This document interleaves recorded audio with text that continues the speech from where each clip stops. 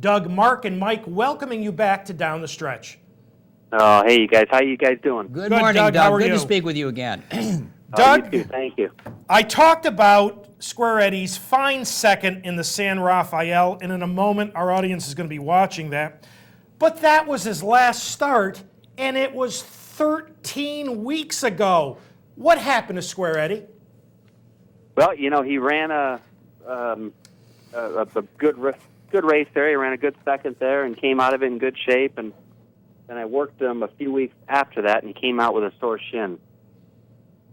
And fortunately, we were able to get the shin under control within a month or so, and had tack back on him. And even through that down period, he was doing aquatread therapy twice a week and hyperbaric chamber therapy twice a week, and it's been a pretty amazing, not a conventional way to get there, but it's worked out pretty darn good. We're real excited to see him run today. He's training great.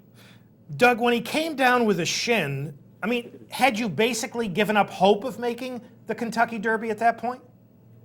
No, just because these shins, you just never know. Some will take months to kind of get over them, and some will take a few weeks. And he was never sore to jog. He was just sore to palpate. He had a little bump there, and it was sensitive to palpating it. But so no, we kept the faith in him and got it healed. And I really was so happily surprised. The last two works have just been lights out, and it looks like with the aquatread therapy and good gallops, he was able to maintain his fitness through the 13-week layoff there.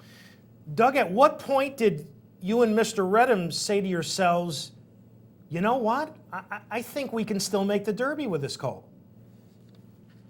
I want to say maybe the very first work on March 22nd, Paul wasn't at the track, but I worked him 3 furlongs, and he galloped out 6 furlongs at like 1:14.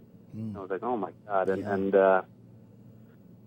then he did it again the following week, and then his last 2 workouts, Paul and Zilla Redham have been there to see it with their own eyes, and the horse just doesn't. He's just such a special horse, and the times he put in, and with the effort, the little bit of effort that it took out of him, at that point we said, hey, I think we can not only make the Derby, but get a prep into him as well.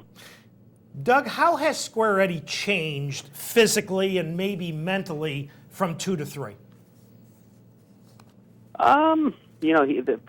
He's a horse that ran 6 times as a